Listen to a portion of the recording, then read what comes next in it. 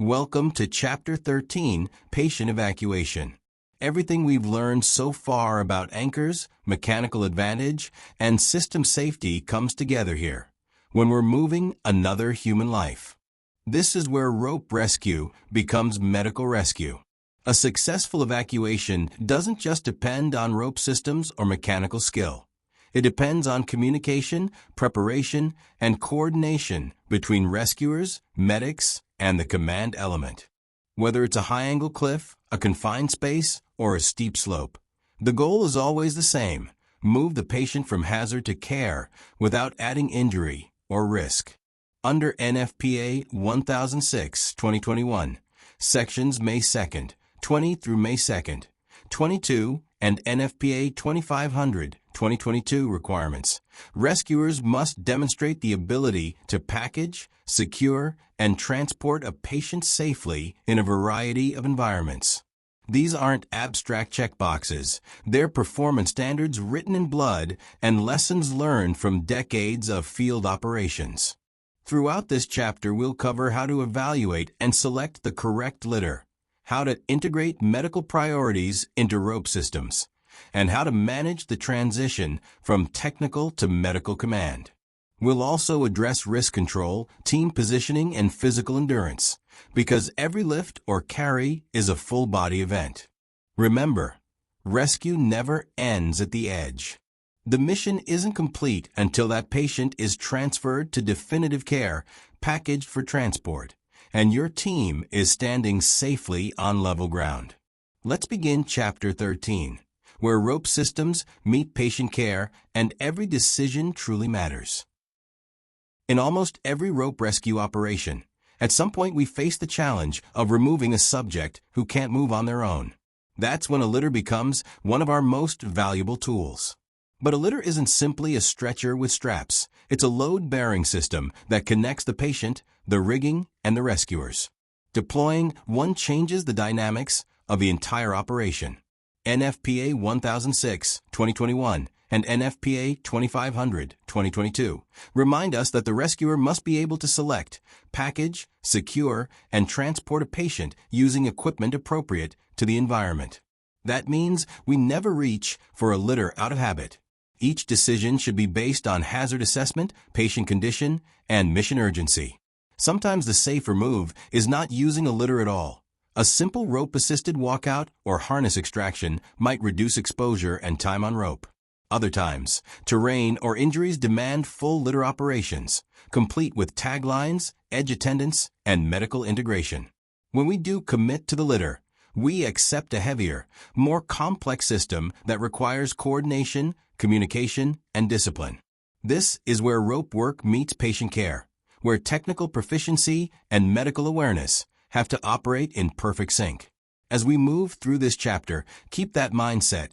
Every lift, every lower, and every carry must protect both the patient and the rescuers. The litter is more than hardware. It's the bridge between survival and safety. Let's start by breaking down exactly what a litter does for us and how it fits into the rescue system. Every litter we use in rope rescue serves 5 primary functions, and understanding each one determines how safely we move both patient and crew. First, transport.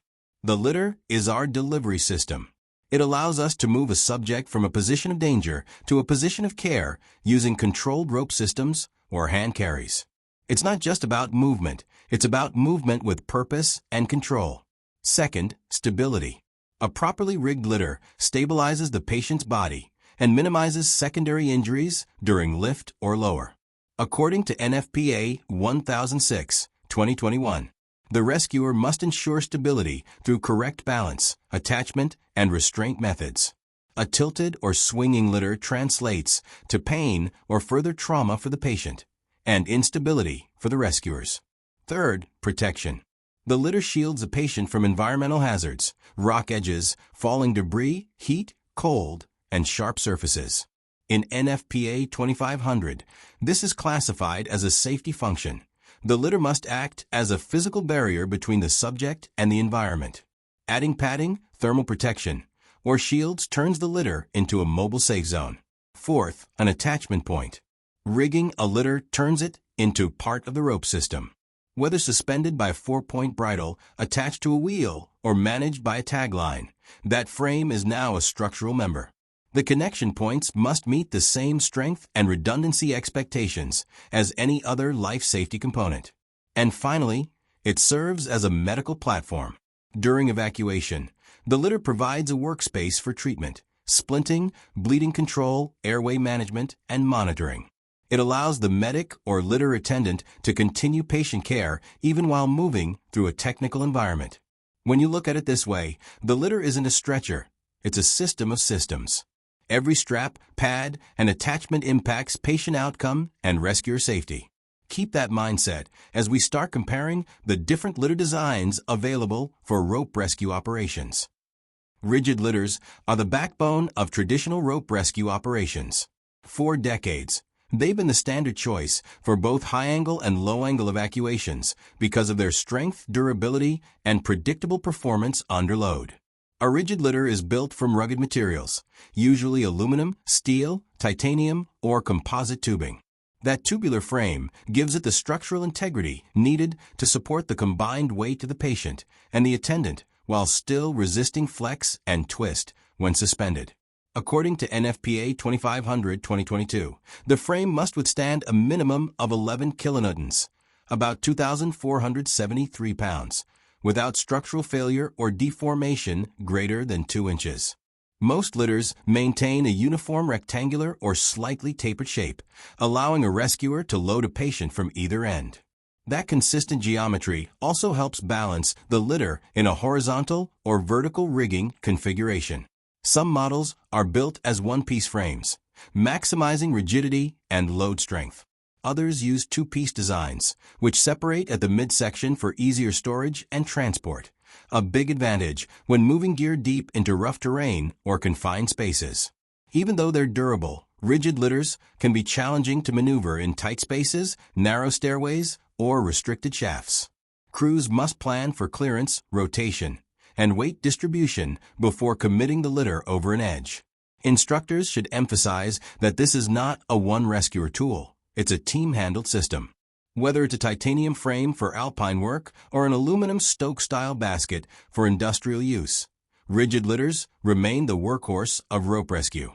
They provide a strong, predictable platform that can integrate with taglines, low-angle haul systems, and high-angle bridles, all while protecting the patient through the most technical phases of the evacuation. The metal basket litter, often called a Stokes litter, is one of the most recognizable icons in technical rescue. It's been used for decades in mountain, industrial, and urban operations because of its strength and reliability.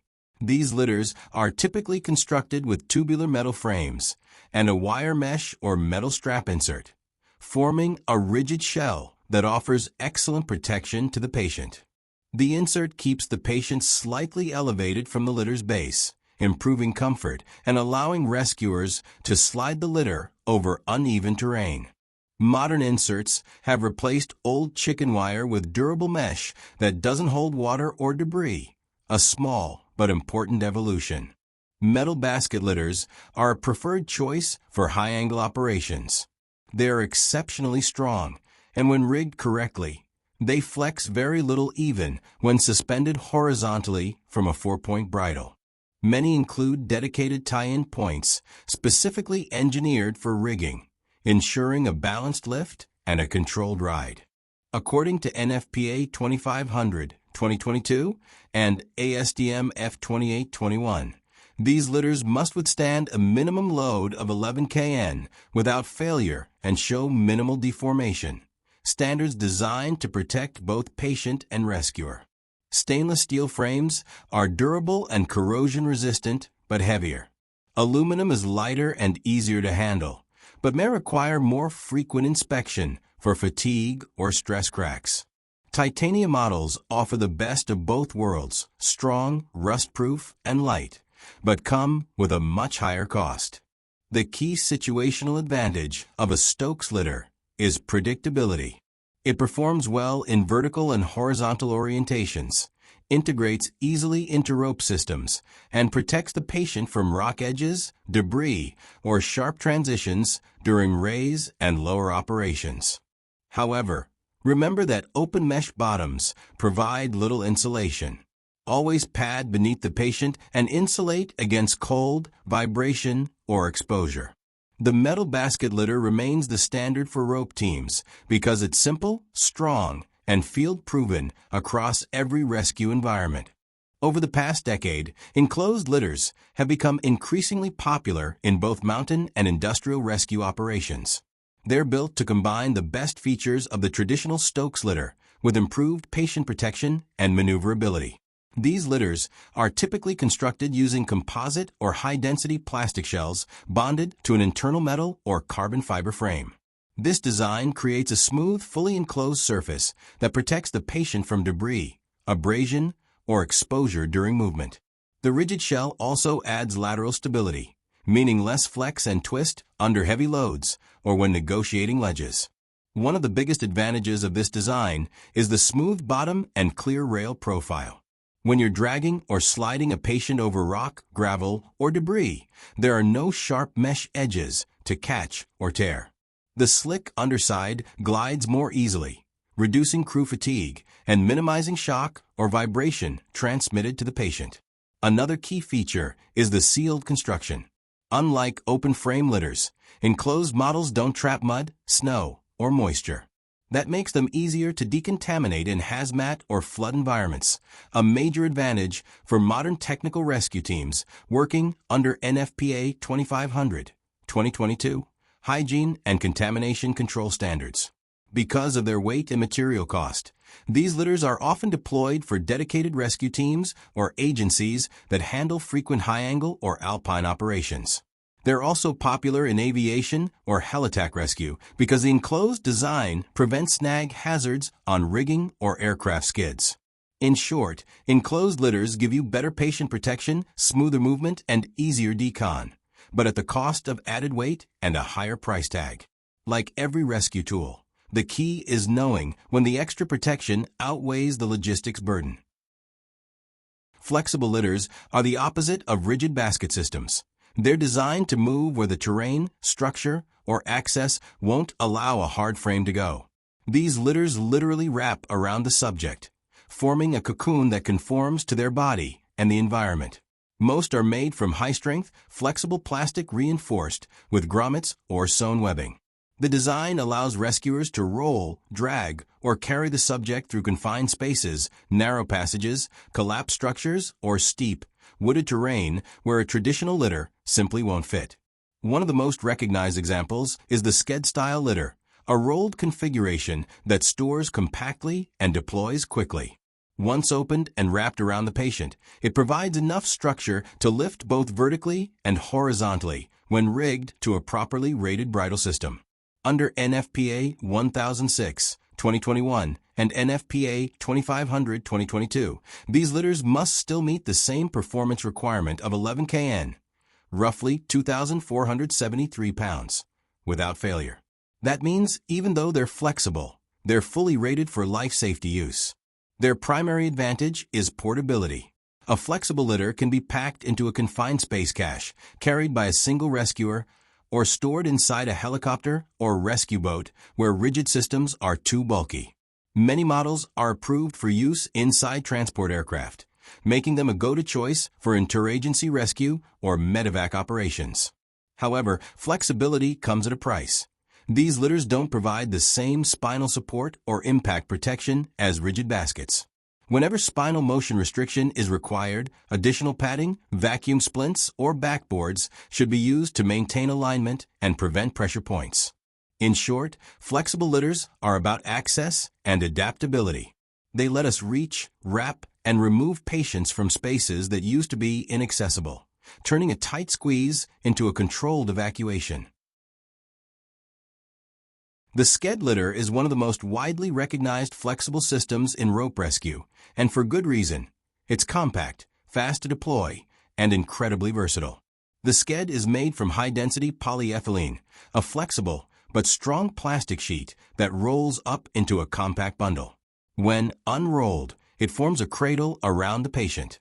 The side grommets and straps create structure once it's cinched down, giving it rigidity under load while still staying light enough for one rescuer to carry. Several versions exist. The standard orange sked for land and rope operations, a water rescue sked made from buoyant material with drainage holes, and military or tactical versions in subdued colors for confined or low visibility work. All are designed to meet the NFPA 1006, 2021, and NFPA 2500, 2022 load rating of at least 11 kN. That's about 2,473 pounds, without structural failure. Among its advantages, the sked can be packaged and carried by a single rescuer, making it ideal for confined space, industrial, and wilderness deployments. It's equally at home being dragged, carried, or suspended in a vertical or horizontal configuration. It can fit through narrow openings, wrap around corners, and even slide under low obstacles where rigid litters won't go. Configuration is simple. A 4-point bridle system clips into the top and bottom grommets for horizontal lifts, while a single point attachment can be used for vertical raises in shafts or towers. Padding or backboards can be added for spinal protection. The trade-off is minimal protection from impact and temperature, so crews must pad well and shield the patient during transport. But for mobility, compactness, and versatility, few systems rival the sked. It's the go-to tool when space, weight, or time are limited, and a perfect example of how smart design keeps rope rescue adaptable. The sked Basic Rescue System remains one of the most field-proven flexible evacuation tools ever built for rope rescue. Its entire purpose is to make patient movement possible in places where rigid litters can't go: tight tunnels, narrow stairwells, collapsed structures, steep slopes, and industrial spaces. Even though it rolls up small, the sked meets the 11 kN life safety requirement in NFPA 2500, 2022, giving rescuers full confidence in strength and performance. The body is made of high-density polyethylene. That material resists fuels, oils, and most industrial chemicals, and it stays flexible across temperature extremes. Whether you're working a cold weather slope evacuation or a hot asphalt plant, the litter holds its shape without cracking or softening. Everything you need: the litter shell, cobra buckles, drag strap, horizontal bridle, vertical sling, and storage bag, comes as a complete kit that one rescuer can carry. When the bag is opened, the litter unrolls on its own. Notice how it springs into a curved shape. Those sidewalls are pre-formed to rise naturally. That contour is what gives the sked its structure once the patient is loaded. Before anyone climbs on rope, teams take a moment here to inspect every grommet and web loop for wear or debris. Flexible doesn't mean fragile, but every connection must be verified before load. The next step is pre-positioning. Rescuers lay out the haul and drag straps so they won't twist under the litter. The drag strap sits at the foot end, ready for a short pull to safety if conditions allow. A quick functional check. No knots in webbing, buckles unlocked, haul line staged, and the litter is ready for patient contact. Once the patient is moved onto the sheet, the sides are drawn up and crossed over the torso. Wide black webbing straps secure the chest, hips, and legs. Listen for each cobra buckle clicking into place. That sound confirms engagement. Straps are tightened evenly, creating uniform tension across the body without restricting breathing. The design forms a natural cocoon that supports the spine and prevents lateral shift during movement. At this stage, rescuers confirm the airway is clear, vitals are monitored, and all lines are accessible. The sked is one of the few litters that can be fully closed yet still allow a medic to reach the patient quickly if needed. For a horizontal lift, the 4-point bridle connects to the upper grommets. That balanced geometry keeps the load level as it moves over an edge. You can see how the litter stays stable, no swing, no roll. If wind or uneven haul tension threatens rotation, a tag line below provides additional control. This configuration fulfills NFPA 1006 section May 2nd, 21, which requires rescuers to manage balance and patient stability through every lift and lower. When the rescue shifts to a vertical environment, the setup changes to the single sling through the top grommets. This positions the patient upright, protecting the airway and allowing gravity to help maintain circulation. Vertical mode is especially valuable for confined space entry, mines, ship compartments, or elevator shafts where horizontal movement simply isn't possible. Because the litter narrows toward the head, it can be guided through openings barely wider than the shoulders. After clearing the hazard area, the team transitions to ground transport. The slick polyethylene shell glides easily across snow, gravel, mud, or even vegetation.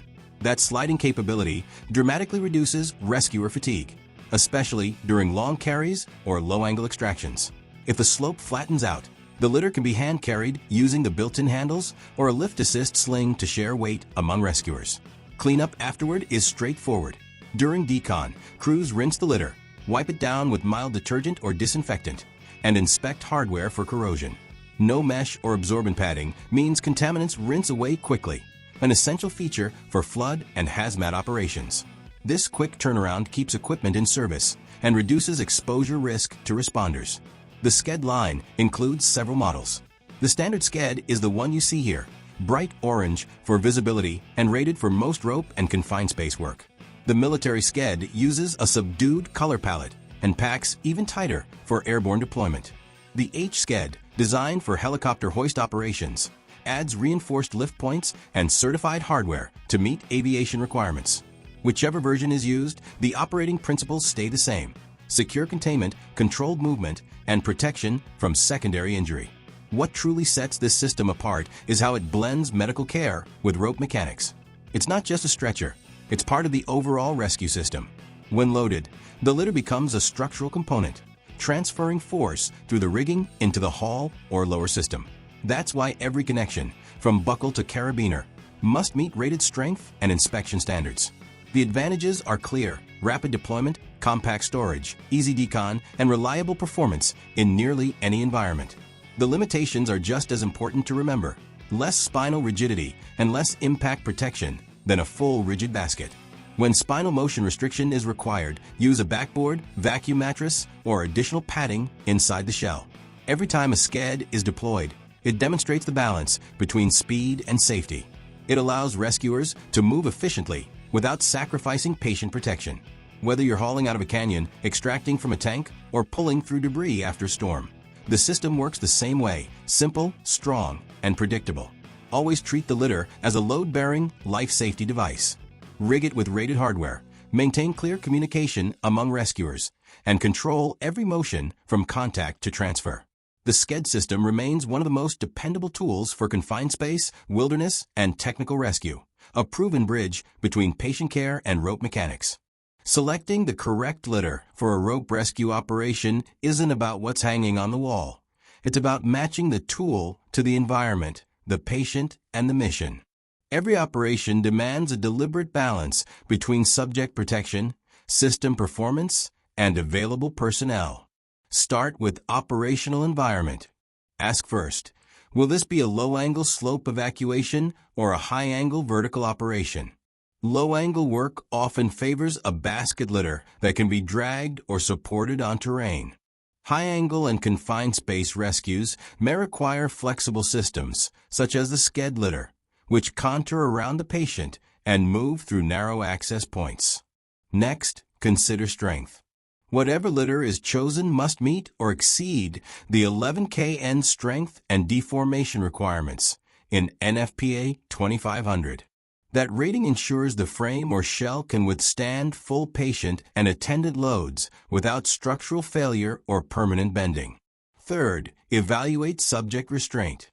Built-in strap systems, prefabricated harness assemblies, or the improvised 30 to 30 tubular restraint method all have the same goal: secure containment without restricting breathing or circulation. Good restraint keeps the patient centered through tilts, edge transitions, and carries, while allowing access for airway and medical assessment. Then look at the level of protection. Rigid basket litters offer outstanding protection against debris, ground impact, and compression. They're ideal when the patient is fragile or likely to be jostled. Flexible litters trade a little protection for portability and adaptability. For tight spaces, helicopter interiors, or long approaches on foot, that reduced bulk can be the deciding factor. The next question is the nature of injury.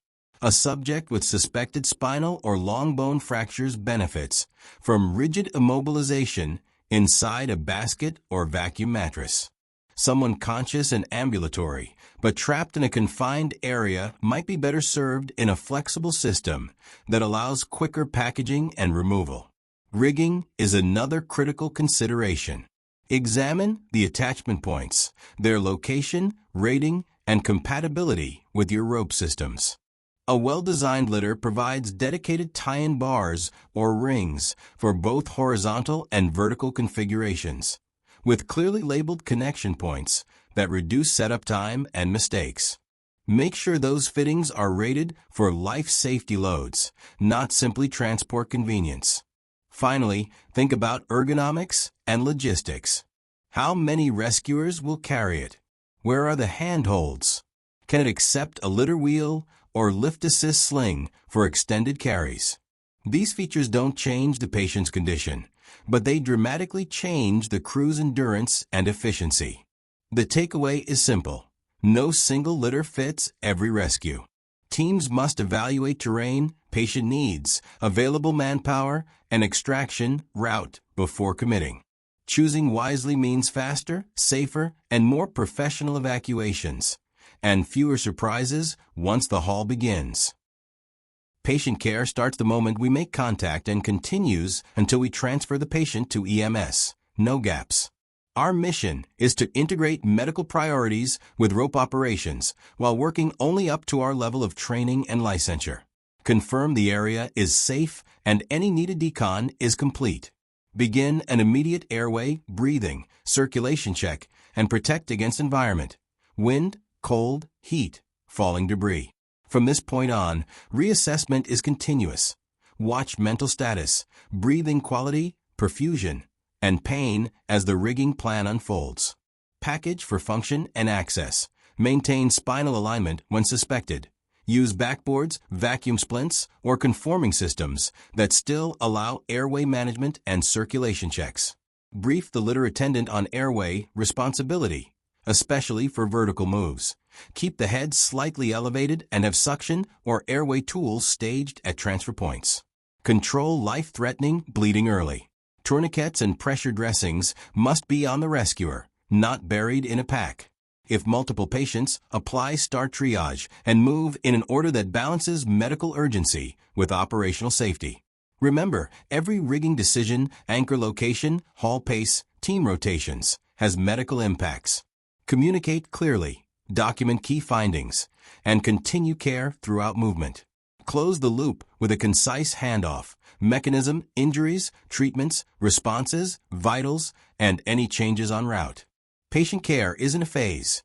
It's the through line of the entire rescue. Much of the medical technology used in rope rescue comes straight from emergency medical services. We just adapt it to survive the vertical world.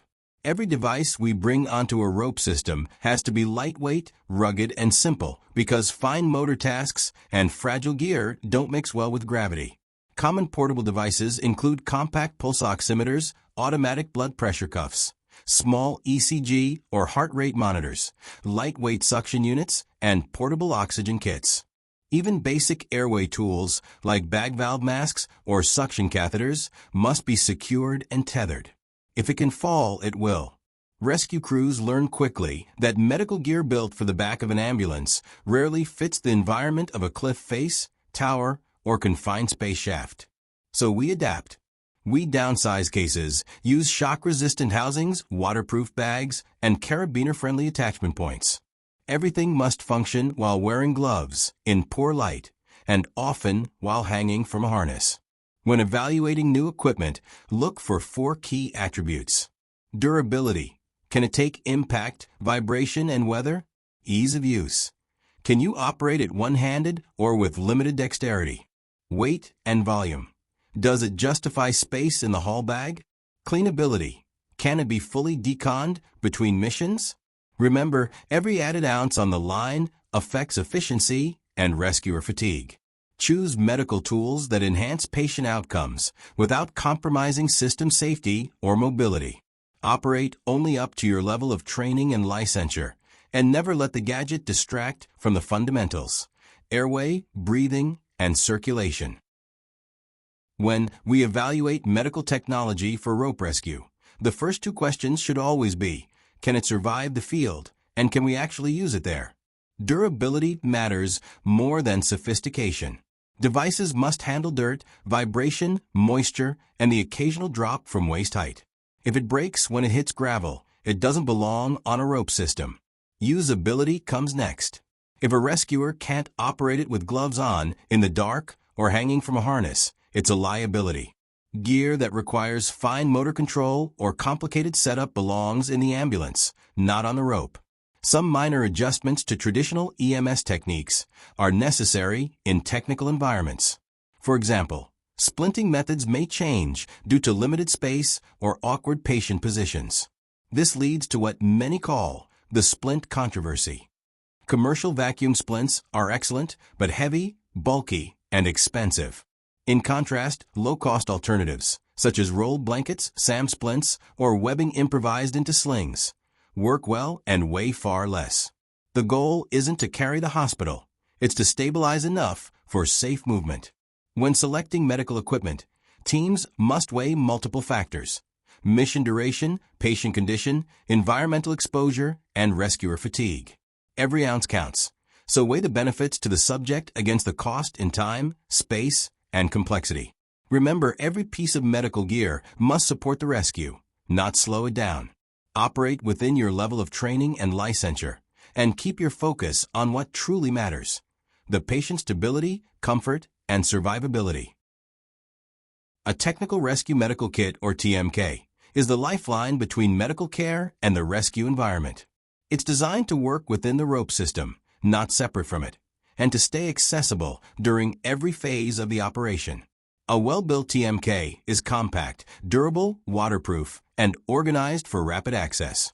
It must survive the same abuse the rescuers do: mud, rock, metal edges, and weather. The bag should have a load-bearing connection point, so it can be clipped into the system or suspended from the harness, and multiple secure compartments, so equipment doesn't spill out during movement. Every team designs their kit differently. Some attach the TMK directly to the litter for the medical attendant, while others integrate it into a larger field medical kit staged at the rescue site. Either way, the contents must match the rescuer's certification level. 4 BLS providers. That means trauma dressings, splints, oral airways, suction, and bleeding control tools.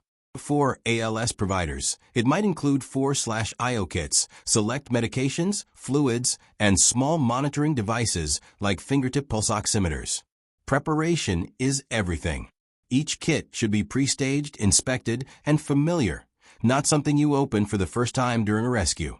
The TMK must reflect your environment, mission type, and duration of operations. Most importantly, competency in the kit's use is essential. Equipment is only as effective as the rescuer who operates it.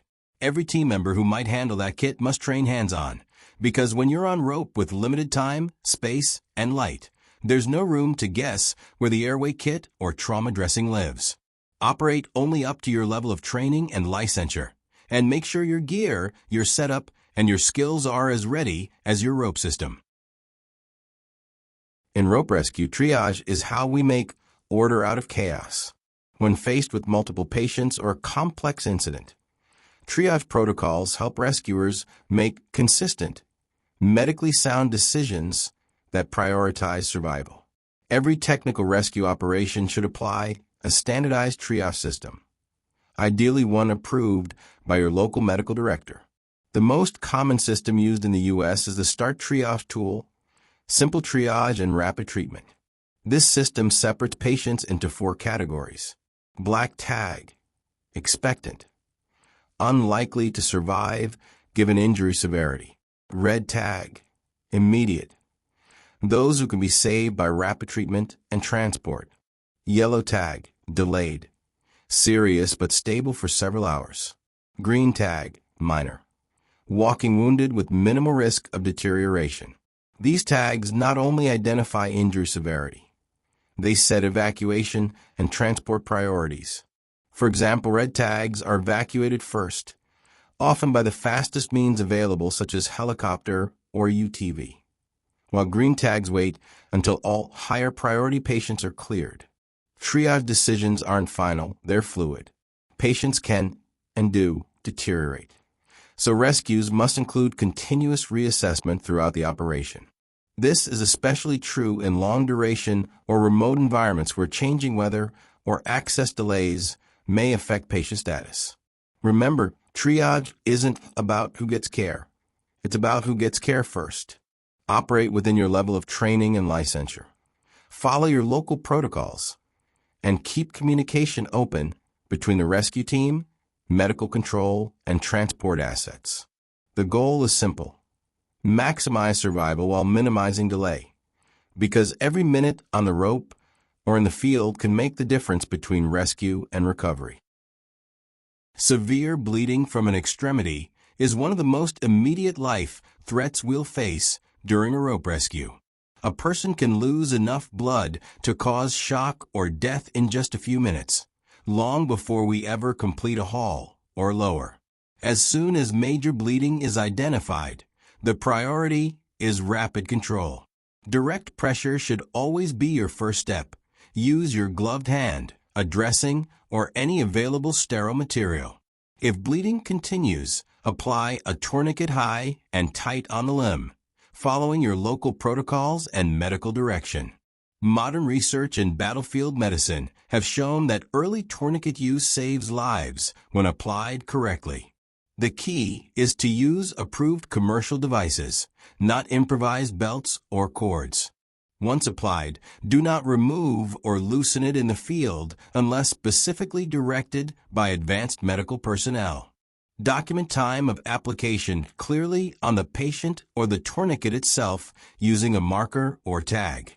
Communicate that time during handoff to EMS. It's a critical piece of patient care data.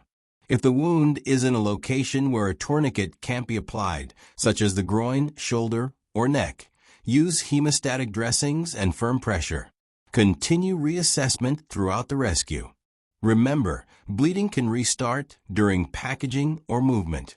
Operate only up to your level of training and licensure, and never delay evacuation while trying to perfect bandaging. Stopping the bleed takes priority, because if circulation stops, nothing else matters. Airway and breathing assessment during a rescue can be one of the toughest parts of patient care. Airway emergencies can happen at any time, especially when the subject is inverted, semi-conscious, or confined. If the patient becomes unconscious, they must be closely supervised by an attendant at all times, someone whose only job is monitoring that airway and watching for changes in breathing effort or rate. Ask yourself simple assessment questions. Are they breathing on their own? Is that breathing adequate? Can they maintain their airway without assistance? Depending on your training and licensure, management may range from simple manual maneuvers and airway adjuncts to bag valve mask ventilation or advanced airway control. The key point: airway management in a vertical or technical rescue setting is dynamic. You must monitor continuously and be ready to act as conditions change. Spinal motion restriction, often referred to as immobilization, remains a cornerstone of patient protection during rescue operations. Over the past decade, EMS standards have shifted, moving away from mandatory longboard immobilization for every trauma patient. Studies have shown that prolonged use of rigid backboards can increase pain, restrict breathing, and even cause pressure sores. That doesn't mean spinal care is any less important. It just means we're learning to be smarter about how we do it. In rope rescue, our patients may hang, twist, or move at angles that make spinal protection even more complex. We apply spinal motion restriction to protect, not paralyze, adapting our tools to the environment. Indications for spinal injury still include high-energy mechanisms like falls, direct head or back trauma, or neurological changes, such as tingling or loss of movement. When those signs are present, we stabilize before we move. Conforming backboards and full-body vacuum splints are excellent tools for this. Vacuum splints mold to the patient's body once air is removed, creating a firm yet comfortable cradle that limits spinal and extremity motion. They're especially effective for odd body positions, confined spaces, or when a patient must remain packaged for extended vertical or horizontal transport. Many modern systems integrate directly into litters, reducing the need for multiple transfers, making it safer and more comfortable for both patient and rescuer. Keep in mind, EMS protocols differ. Some agencies now use selective spinal motion restriction based on assessment, while others still require full immobilization. Always follow your local protocols and medical direction, and never exceed your level of training or licensure. Your goal is to protect the spine while maintaining airway, breathing, and circulation, balancing safety with compassion from the point of contact until patient turnover to EMS transport. Head trauma can complicate any rescue, especially when combined with a suspected spinal injury. The key for rescuers is to recognize the warning signs early and manage them within your training and protocols. Common symptoms of head trauma include changes in level of consciousness, unequal pupils, vomiting, confusion, seizures, or unusual posturing. These signs can appear gradually, especially during long-duration extractions. Always keep reassessing as conditions evolve. One critical pattern to watch for is Cushing's reflex. That's a combination of increasing blood pressure, a slowing pulse, and irregular breathing. It often indicates rising intracranial pressure and is a true medical emergency. If you suspect it, communicate immediately to Command and EMS so they can prepare for advanced management. When questioning a conscious patient, ask about pain, numbness, tingling, or loss of movement, and document their responses before packaging. This establishes a baseline for EMS and helps determine if symptoms worsen during transport. For positioning, always keep the head and neck in neutral alignment whenever possible. Avoid excessive movement or rotation. If the patient is vomiting or bleeding heavily from the mouth and cannot protect their airway, you may have to tilt the litter or log roll as a single unit while maintaining inline stabilization. Again, only within your scope and under direction. Remember, our goal in technical rescue isn't to treat the head injury in the field. It's to prevent it from getting worse. Protect the spine, control the airway, and get the patient delivered to advanced care safely and efficiently. Packaging means securing a subject inside a litter for evacuation. It's the bridge between rescue and patient care. Even if the person isn't injured, once you start rendering care or securing them for movement, you own their safety. We use litters not only for the injured. Sometimes it's the safest way to evacuate someone who's exhausted, elderly, frightened, or hypothermic, or a child who simply can't walk out on their own. Remember, the moment you start providing medical care, that person stops being a subject and becomes a patient. From that point forward, you must follow local EMS or medical protocols for packaging and transport. Common packaging priorities are immobilization or spinal motion restriction when injury is suspected, comfort and protection from sharp edges, cold ground, or rough movement, security in the litter, so the patient won't shift during raise, lower, or carry. This process is a mix of rescue rigging and patient care. Treat both equally. Never rush the packaging phase. What you do here determines the safety of the entire evacuation. Before you ever start loading the patient, make sure the litter itself is secure. That means controlling gravity first. Tether it with a safety line, belay line, or have it anchored off so it can't slide toward an edge. If possible, package on level ground where you can work efficiently and safely. If that's not possible, like on a steep slope, position the patient's head upslope unless medical conditions require otherwise. This helps prevent disorientation, keeps blood flow more stable, and improves comfort during long evacuations. Once inside, ensure the patient can't shift or fall out at any angle. Use webbing, straps, or integrated harnesses rated for rescue loads, not improvised seatbelts. Recheck all attachments before moving the litter. Small mistakes here can turn into major incidents during haul or lower. Finally, remember that your authority having jurisdiction, the AHJ, may have its own rules for packaging, medical oversight, or patient handoff. Always follow those local procedures. They define your standard of care and legal protection. When packaging a patient for rope rescue, airway management must remain the top priority. Even with spinal motion restriction, the patient needs to be positioned so rescuers can roll or tilt them to the side if vomiting or fluid threatens the airway. If the airway can't be managed, the best spinal immobilization in the world won't matter. Keep a suction unit close at hand and know how to access it quickly once the patient is packaged.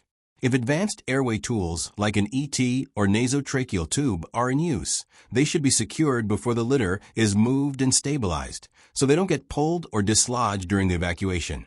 Now let's talk about gloves. Most rope rescuers wear heavy leather or synthetic gloves to protect their hands during rigging and hauling. But these gloves make it difficult to perform fine medical tasks like airway clearance or suction. For that reason, rescuers providing patient contact should wear latex or nitrile gloves underneath their rescue gloves. That way, if you need to switch gears from rigging to medical care, you can quickly remove the outer pair and still maintain protection from blood or body fluids.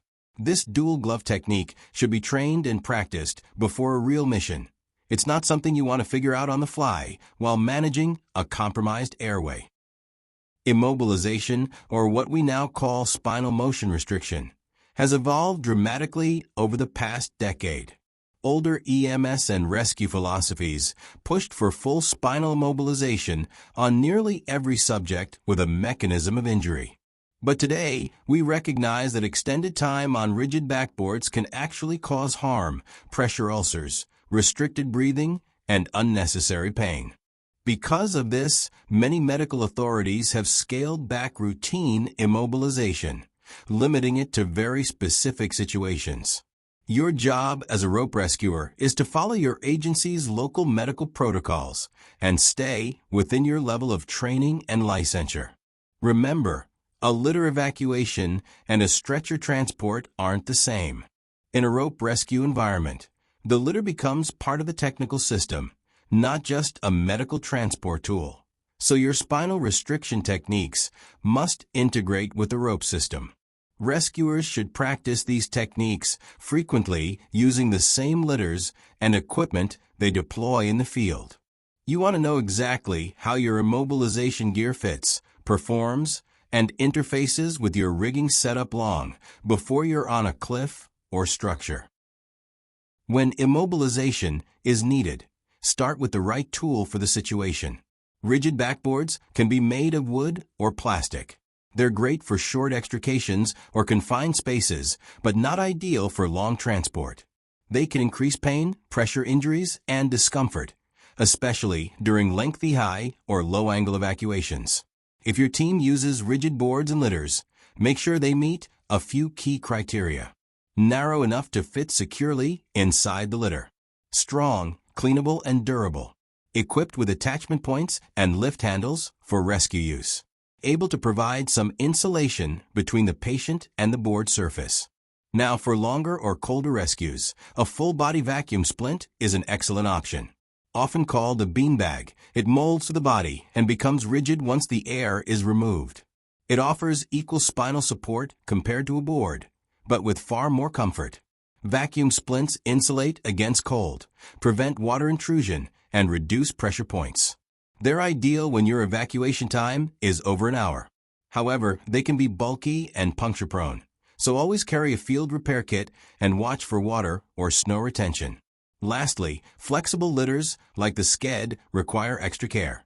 Even without suspected spinal injury, partial spinal restriction adds rigidity and improves subject protection. The Oregon Spine Splint is a purpose-built option that pairs perfectly with the sked for these operations. Now let's talk about splinting, because subjects in rope rescue often have extremity fractures that must be stabilized before movement. If your subject will be raised, lowered, or carried, protect fractures with lightweight, low-profile splints that fit inside your litter system. Rigid basket litters provide excellent protection, but flexible litters or open frames need more padding and restraint to avoid aggravating injuries. Always ensure fractures are splinted in a way that still allows access for checking distal pulses, motor function, and sensation throughout the rescue. Avoid bulky traction splints designed for urban EMS, like the hair splint, which are often too long for confined or vertical environments. They can extend past the litter, cause pressure or damage, and complicate your rigging. Instead, train with compact traction devices, such as the Sager traction splint or the Kender traction device. These models fit inside most rescue litters and provide stable traction without interfering with harnessing or patient access. And remember, traction devices can lead to skin breakdown or necrosis over prolonged periods, so monitor the limb throughout transport. Once the subject is secured, our next priority is protecting them during the evacuation. If you've confirmed there's no spinal injury and your local medical protocol allows it, you can package the subject without spinal motion restriction. This is especially helpful in long or technical evacuations, where allowing small movements helps reduce discomfort and stress. If you go this route, pad the area around the head, but allow limited head movement so the subject can look around and orient themselves as the litter moves. A disoriented subject often becomes anxious, and anxiety can quickly turn into panic when they're suspended hundreds of feet off the ground. If the subject was wearing a helmet, perform a full head and neck assessment. If the helmet interferes with airway management, spinal restriction, or breathing assessment, remove it. If none of those hazards are present, it's often safer and faster to leave the helmet in place and pad around it for support. If the subject will be exposed to falling debris or tools, provide head protection. This could be a helmet, a shield, or even a makeshift barrier depending on your environment. Just remember, the back of a helmet can push the head forward, causing unwanted neck flexion. A small pad or rolled towel behind the shoulders can offset that and keep the neck neutral. If no helmets are available, use soft materials like blankets, packs, or clothing to stabilize the head and secure with tape across the forehead only. Avoid wrapping tape around the litter or the head. Moisture and blood reduce adhesion, and misplaced tape can block the airway or restrict breathing. Finally, consider comfort, especially during long carryouts. Use available padding to create a nest around the subject, protecting them from vibration, wind, and moisture. Even 20 minutes in an uncomfortable position can cause pressure pain and agitation. So comfort here is both a medical and a safety concern. For smaller subjects or those with extra space in the litter, use rolled blankets or padding along both sides to keep them centered and prevent contact with the litter frame. This helps prevent chafing and shifting, especially during uneven terrain or high-angle movement. Pay close attention to pressure points. The shoulders, hips, and clavicles are common problem areas. Underneath the subject, make sure there's thermal insulation and padding to protect from cold and sharp surfaces, especially with wire or mesh basket litters. If available, use a beanbag-style vacuum mattress or a closed-cell foam pad to improve insulation and distribute pressure evenly. When securing the subject, pad hollows and bony points behind the knees, under the small of the back, and at the base of the skull, unless spinal immobilization prevents it. This reduces friction and prevents pain from long transports. If the rescue involves extended transport, add extra insulation and moisture protection. A burrito wrap or sleeping bag system can provide warmth and weather shielding. But remember, you still need access to the patient for monitoring and medical care. Blood for fluids or urine can soak into insulation, reducing its effectiveness. So replace wet materials at the first opportunity. Finally, a fully packaged subject often can't protect their face or eyes from debris, rain, or light. Provide head and face protection using goggles, shields, or helmets as appropriate.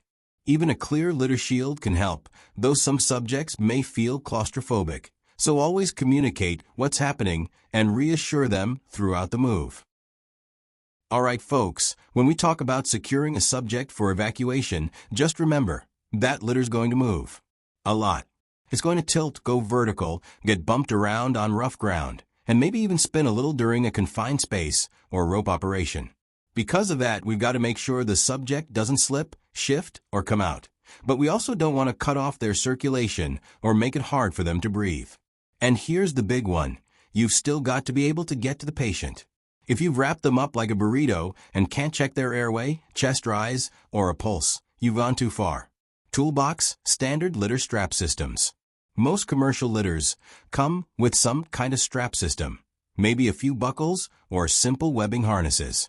Those setups are fine for short level carries, but once the litter starts to pitch or roll, they can loosen up or let the subject slide underneath. Now you can add a seat harness or even a full body harness for extra security. But if your litter's restraint system is solid, properly tensioned, strong, and adjustable, you don't always need a separate harness. When you're tightening straps, avoid the danger zones. Don't run straps across the neck or directly over the knees. Make sure chest straps aren't squeezing so tight that it affects breathing. And whenever you can, tie into the lower litter bar. That helps reduce shifting if things get bumpy. Improvised restraints. Every rescuer should know how to secure a patient using just webbing. One of the most common and field-proven methods is the 30 to 30 tubular method. That's two 30-foot pieces of 1-inch tubular webbing. Tubular webbing is the go-to because it's soft, flexible, holds knots well, and spreads out pressure so it's more comfortable for the patient. Check out skill drills 13 to 3 and 13 to 4 for the upper and lower tie-ins. And just remember a few rules of thumb. Don't run webbing straight across the upper chest or neck. If they slide, that webbing can act like a noose. Don't cinch it too tight. You can cut off circulation, cause compartment syndrome, or make frostbite worse in cold weather.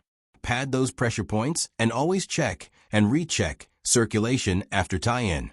Webbing can loosen up as the litter moves, so keep an eye on it during the evacuation.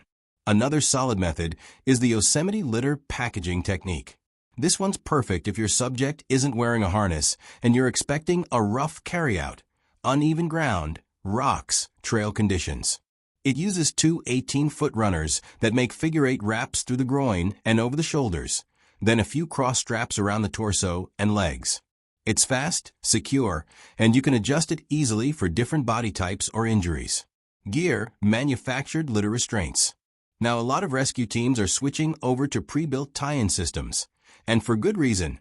They're faster and reduce human error when you're under pressure. Good ones usually come with color-coded straps so you can't mix up shoulders, torso, and legs. Wide foot stirrups to keep the subject from sliding downhill. Strength-rated quick connect buckles. No knots, just clip and go. And some even integrate right into a seat harness for vertical or high-angle work. Whatever you use, make sure those systems are pre-installed and inspected before you deploy. You don't want to find a twisted strap or broken buckle halfway through a call-out. If you don't mind getting in the Stokes basket here, it's important you follow your local protocols, medical protocols here as far as patient immobilization and patient movement. So also we're just demonstrating the tie-in system here in the pelvic harness, so we would be putting eye protection and a helmet and so on the patient if this was a real situation. Also, you'll notice that we have the basket on very firm footing here, so the basket, the litter is stable while we're packaging him. So now we're going to go ahead and just find our yellow strap here. We're going to snap in our leg loops on both sides. Work out any twists that are in there. And we're going to snug these up.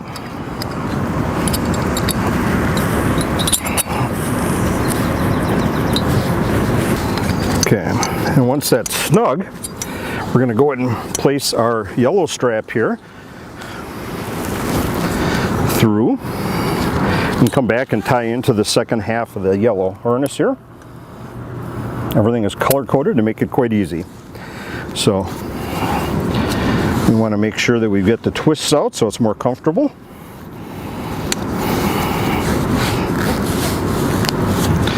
Okay.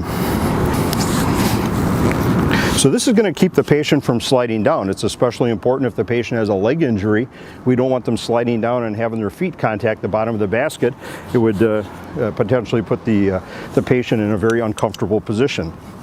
So now we're going to go ahead and connect in our cross straps here.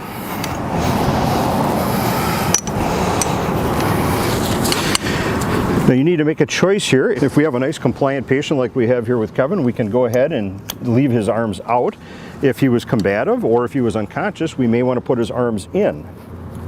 So now we're going to go ahead and just make sure that the padding is towards him, and we're going to start working the slack down.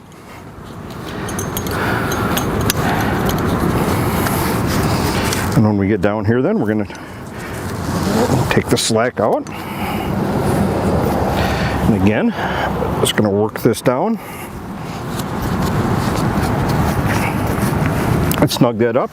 The excess webbing simply goes between his feet. We're going to connect up the other side now. Again, going, in this case, under his arms. We could go over if need be. Whoop, over the shoulder, but under the arm.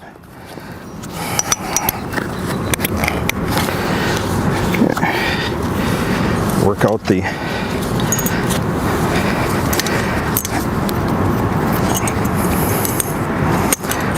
always want to work the twists out there to make it more comfortable.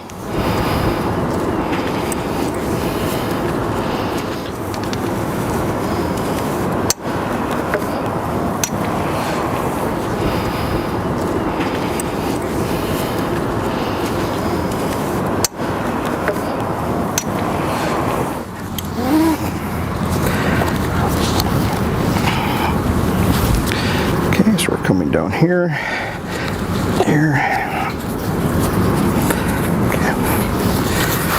Okay, the excess goes here. Then you notice we're very careful in how this was placed when we put it on the basket, and also when we placed Kevin in here, so that it didn't get, the straps don't go anywhere near his throat or his carotid arteries, so as not to cause any injury to our patient. So now we've completed packaging the patient in here. We would attach our Stokes bridle and we'd be ready to lower or raise the victim. Comfortable? Yes. Excellent. All right, let's talk about carrying the litter. The part everyone thinks is easy until they've done it for about 5 minutes.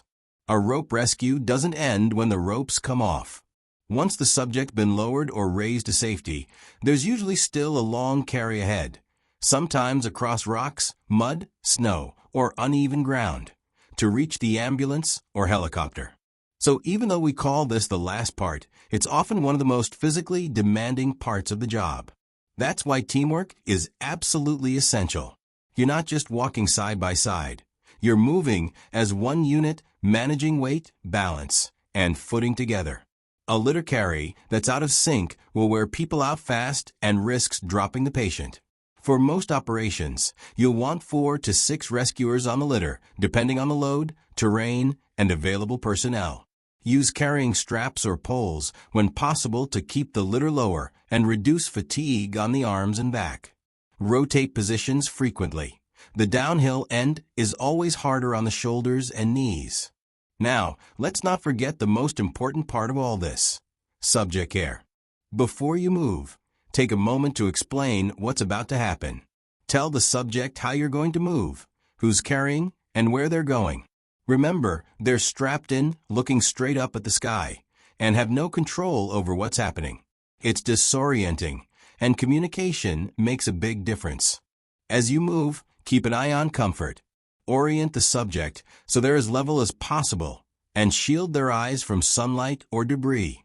They can't duck your elbows or block falling dust. You've got to do that for them. Also, think ahead to their needs. If your team stops for water, food, or a break, check on the subject too. They might be overheating, cold, thirsty, or anxious. Even a quick, "You doing okay?" goes a long way in keeping them calm and cooperative. Bottom line, carrying a litter is hard physical work, but it's also a customer service job. The way we treat that patient during the carry-out often shapes how they remember the entire rescue. When it comes to carrying the litter, everyone's role matters. You're not just walking together. You're part of a coordinated team effort that keeps both the subject and rescuer safe.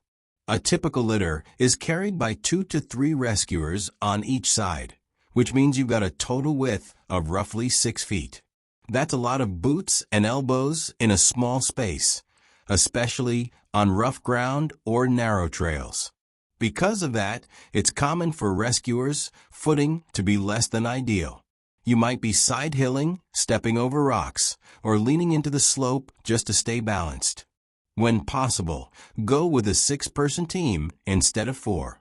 It spreads the weight, makes the carry smoother, and keeps everyone from wearing out too fast.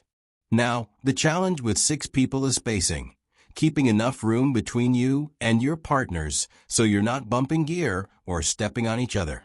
This becomes especially tough if everyone's wearing packs, helmets, and harnesses. Here's a trick that helps with balance and comfort. Don't line up evenly with the litter itself. Line up for weight distribution. Since most of a person's mass is in the torso, it's better to shift everyone slightly toward the head end. That helps balance the load and keeps the litter level, especially on inclines. Remember, a litter is only about 7 feet long, so you'll need to adapt your position to keep spacing while still carrying your fair share of the load. Man health worker roles within the litter team. On longer carries, it's smart to assign a few specific roles. First, you've got the medical attendant. This person's job is to keep an eye on the patient's comfort and condition. They're checking things like oxygen, splints, or pain levels, and making sure the subject doesn't need a quick adjustment or break. That person doesn't have to be the lead medic. They're just a point of contact for the subject during the carry. Usually, they're positioned near the head end on the left side, but that can vary by team. Next up is the litter captain. This is your team lead, the one watching pace, direction, and stability. They give commands like ready to lift, step, or stop. They're responsible for keeping the carry safe and organized, checking that everyone's got footing and that no one's overexerting themselves. Typically, they'll be near the foot end on the right-hand side, but again, that can be adjusted based on terrain or team preference. At any given time, you should have 1 medical attendant and 1 litter captain identified on your team. Mountain carrying parameters and terrain. Depending on the conditions and patient needs, you might carry feet first or head first. If you're moving downhill, feet first keeps the head slightly elevated, which helps prevent dizziness and keeps the patient oriented, as long as it's not contraindicated for shock or medical reasons. Pair up attendants by similar height and arm reach whenever possible. That keeps the litter balanced and makes the ride smoother for the patient. Those pairs should switch sides occasionally to rest their arms and avoid fatigue. Now, if you're moving on side-sloping terrain, things get tricky. It takes practice to stay balanced while keeping the litter level. The high-side rescuer will carry lower, and the low-side rescuer will carry higher, but both need to communicate constantly. Bottom line, litter work looks simple, but it's one of the most physically demanding and coordination-heavy parts of rescue. Smooth carries come from communication, spacing, and trust between the attendants. When it comes to lifting a litter, the golden rule still applies. Use your legs, not your back. But let's be honest, in real rescue conditions, that's easier said than done. You're dealing with uneven ground, slippery surfaces, heavy loads, and teammates who are all different heights. The litter itself isn't always easy to grab, especially when you're trying to avoid banging into the person across from you. That's where offset leverage comes in, a technique that's about finesse and teamwork, not brute strength. Here's the idea. Instead of trying to muscle the litter straight up, everyone uses their body weight to help lift smoothly. You'll have litter attendants facing forward, one hand on the litter rail, arm straight, leaning slightly out away from the litter. When everyone leans and lifts together, those small outward pulls balance each other out. The litter just glides up instead of jerking around. It's almost like a seesaw in perfect sync. Now here's the key. If even one rescuer starts lifting with bent elbows or tries to curl the litter like a barbell, it throws the whole team off balance. That's how you end up fighting each other instead of working together. So remember, cooperation and rhythm beat raw power every time. Smooth lifts are quiet, balanced, and controlled. You shouldn't hear a grunt. If you do, it's a sign someone's doing too much of the work. And when it's time to set the litter down, it's just the reverse. Head up, back straight, knees bent. Everyone lowers together, staying in sync and keeping control right to the ground. Let's talk about something that doesn't always get enough attention: rest breaks. Carrying a loaded litter is one of the most physically demanding parts of a rescue. Even a short haul can leave rescuers drained, especially when you're dealing with steep terrain, heat, cold, or altitude.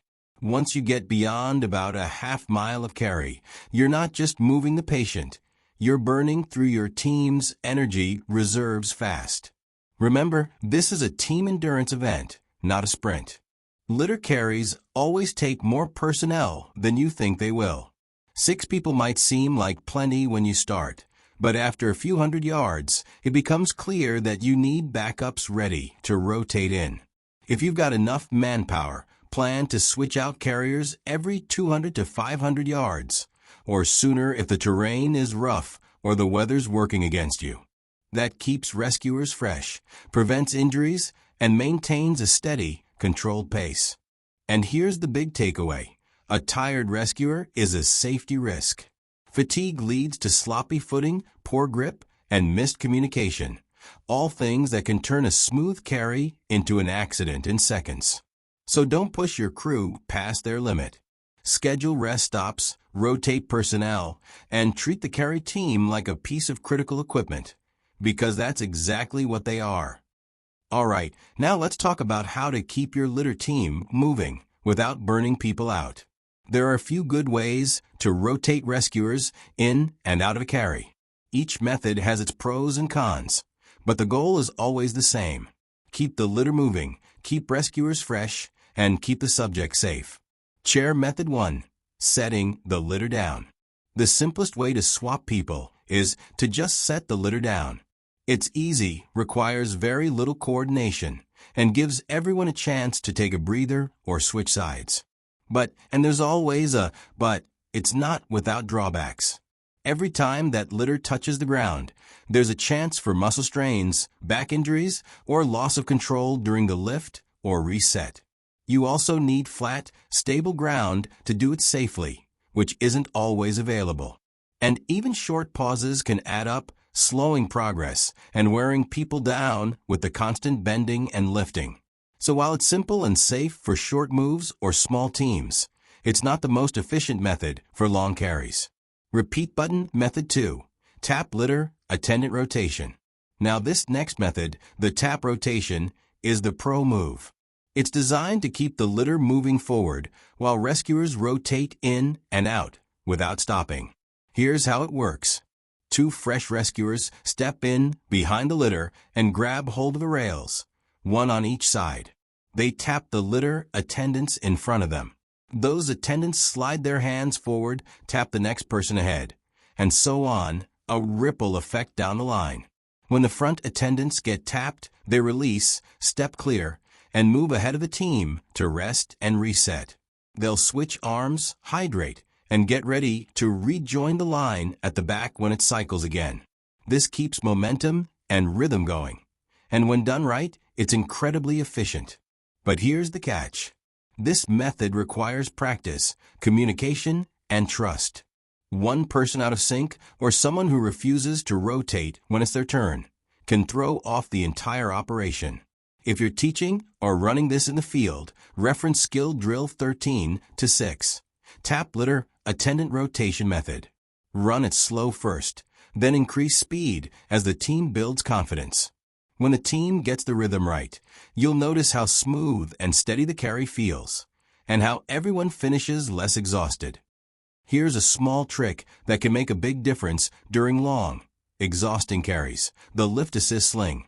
This is one of those fieldcraft tools every rescuer should know. If you're short on personnel or you've got a long haul ahead, a sling can help take some of the strain off your grip and upper body. You can make one quickly from a 6 to 10-foot loop of webbing, usually 1-inch tubular. Here's how it works. You simply girth hitch the webbing to the litter rail just behind your hand, run it up and over your shoulder from back to front, and then grab the other end of the webbing with the hand farthest from a litter. When you press down on that webbing, the load transfers from your hand to your shoulder, turning your whole body into the lifting system instead of just your forearm and grip. That means less fatigue and more control over time. The wider the strap, the more comfortable it is on your shoulder, especially during a long carry or when wearing a pack or gear harness. And once you've got it set up, it's reusable.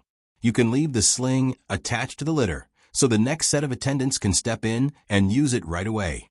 For really long or high-angle carries, rescuers wearing a seat harness can even clip the sling directly into the harness waist point, transferring most of the load to their core and hips. That's not only safer, it dramatically extends endurance and reduces fatigue injuries. Let's talk about litter wheels, one of the best tools you can add to your rescue cache if your team ever faces long-distance carryouts. These devices can turn what would normally be a 6-person endurance event into a smooth 2 to 4-person operation. If your agency operates in parks, trails, or any area with rough terrain, a litter wheel is absolutely worth the investment. Gear designs and options. Litter wheels come in a few main designs. Some are litter-specific, meaning they only fit certain basket styles, while others use a universal mount that can attach to nearly any litter, which is what I recommend if your agency has multiple brands or models in service. Most modern systems are single-wheel designs, often built around a rugged mountain bike or fat tire setup. That gives you great mobility, shock absorption, and a solid balance between weight and performance. Just remember, loading a patient into a litter that's already mounted to a wheel can be tricky. It's always better to train and practice this setup before you're doing it in the field under stress.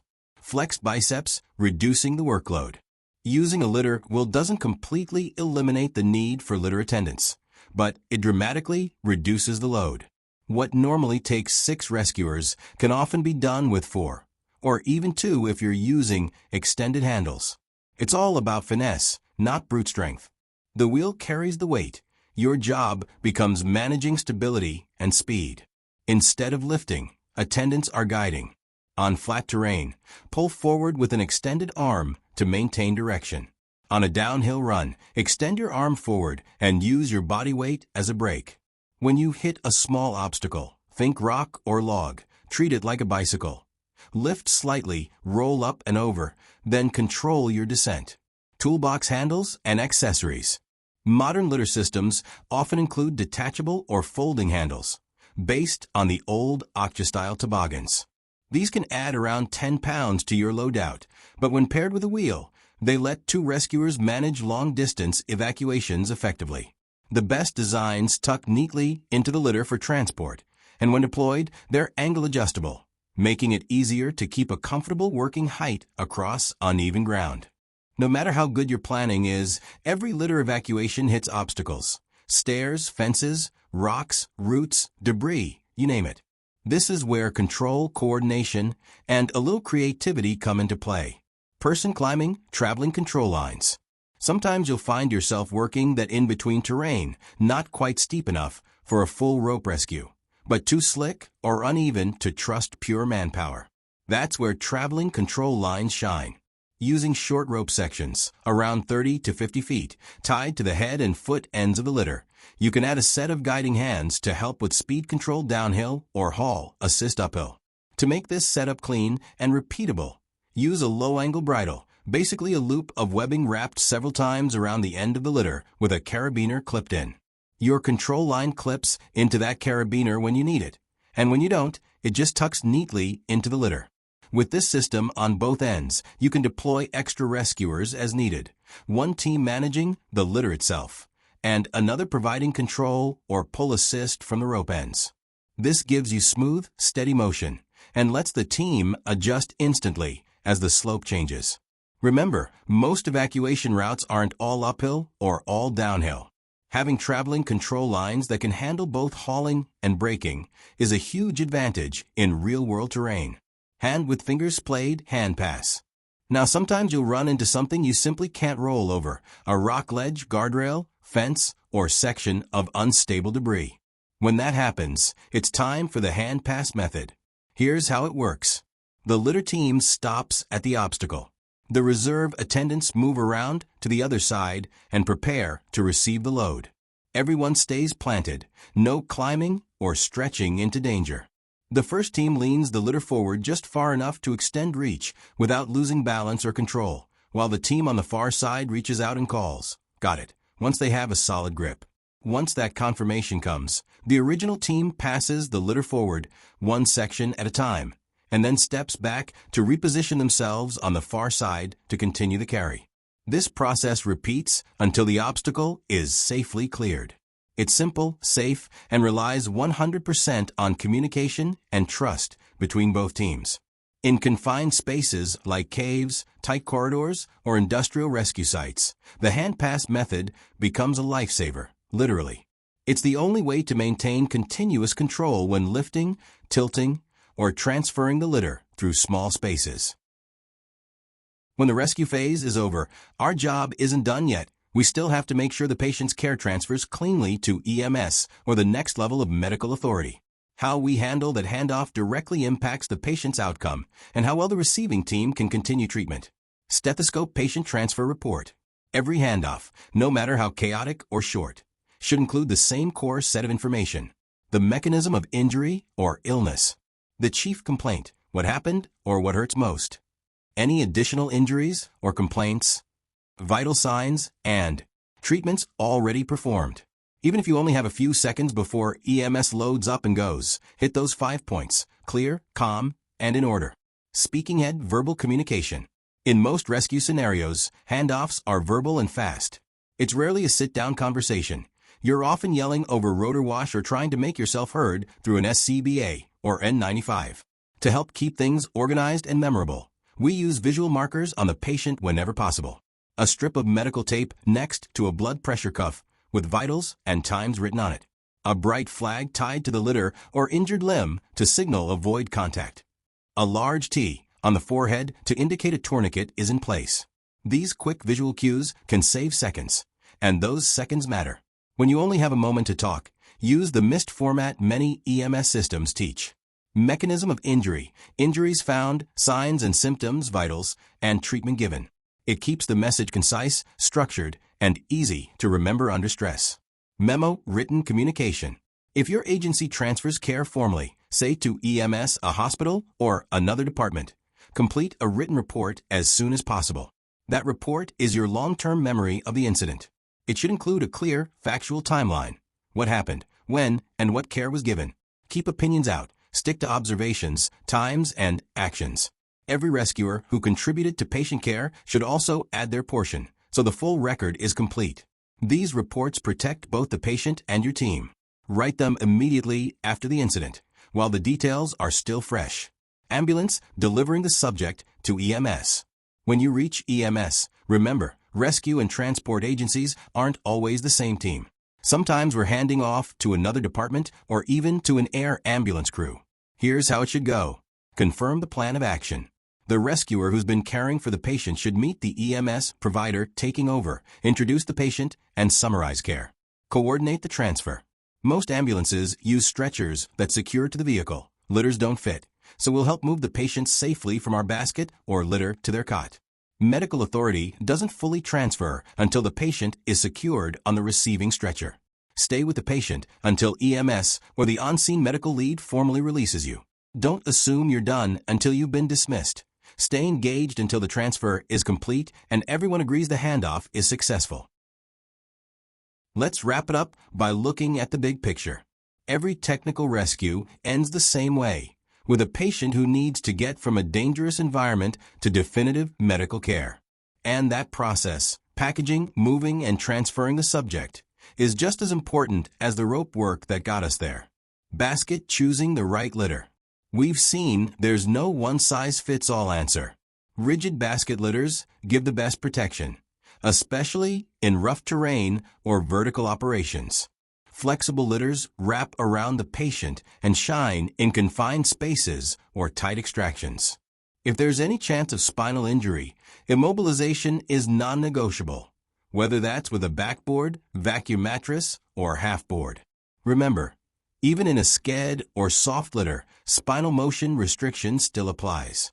Stethoscope balancing medical care and evacuation. In rope rescue, time matters, but so does care.